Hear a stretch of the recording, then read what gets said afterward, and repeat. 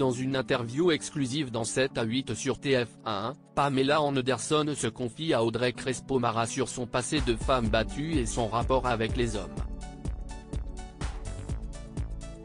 Ce dimanche 11 juin, TF1 diffusera un nouveau numéro de 7 à 8 présenté par Harry Roselmack. Pour le portrait de la semaine, Audrey Crespo-Mara a réalisé un entretien exclusif avec Pamela Anderson chez elle à Los Angeles. L'actrice de 55 ans s'apprête à sortir ses mémoires dans lesquelles elle parle des épreuves de sa vie. Dans une interview à 20 minutes, Audrey Crespo-Mara est revenue sur les conditions de son interview avec Pamela Anderson. Il n'y a pas eu de contraintes, de limites. Elle a répondu très directement aux questions, a-t-elle assuré. TF1 a diffusé ce vendredi en exclusivité un extrait de l'échange entre la journaliste et l'inoubliable actrice de la série Alerte à Malibu. Pamela Anderson mariée à 4 hommes face à Audrey Crespo-Mara. Pamela Anderson est revenue sur ses relations compliquées avec ses 4 maris.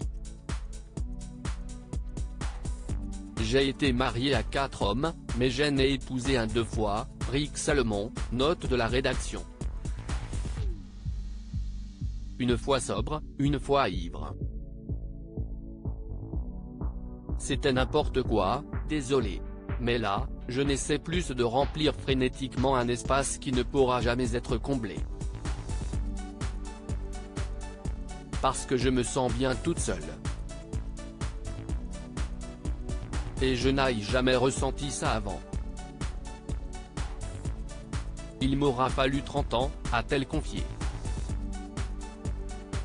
Pamela Anderson, victime de violences conjugales de 1995 à 1998, Pamela Anderson a été mariée au batteur Tommy Lee avec qui elle a eu 2 fils, Thomas, né le 6 juin 1996 et Dylan, né le 29 décembre 1997.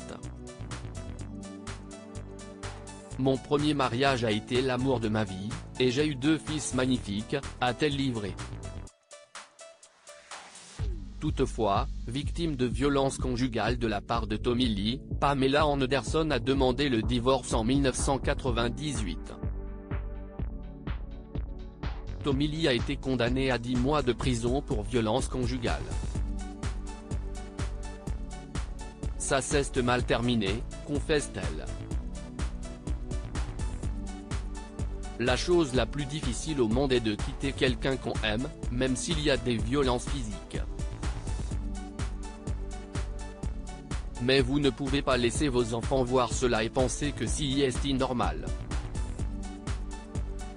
C'était aussi un grand sacrifice pour moi parce que j'aimais tellement Tommy.